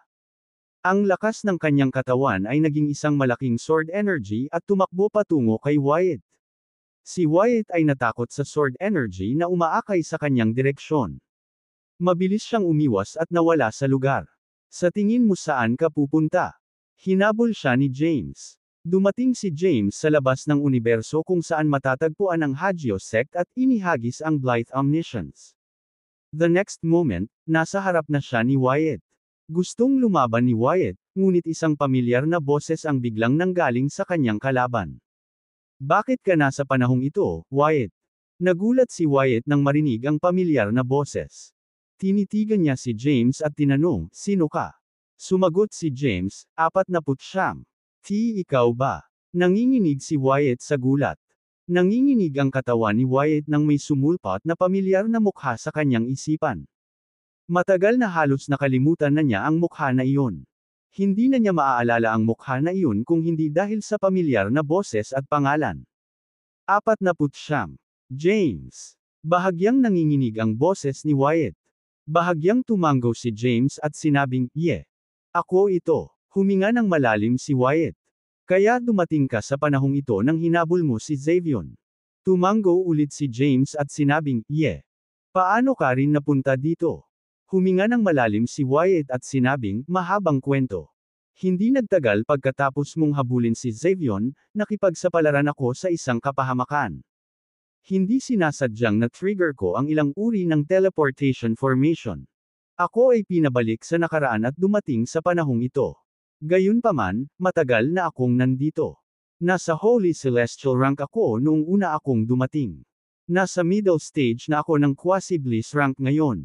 Nakikita ko, medyo masaya si James na nakatagpo ng isang pamilyar sa hindi pamilyar na panahon. Speaking of which, alam mo bang nasa ganitong panahon din si Zizzle? Tanong ni James.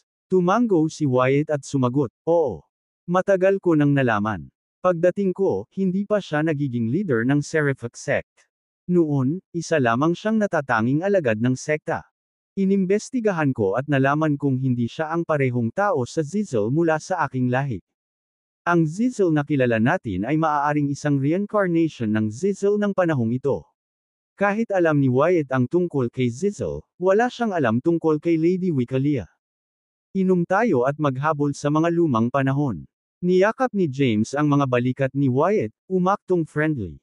Pinangunahan ng dalawa ang mabituing kawalan at nagtungo sa isang mataong lungsod.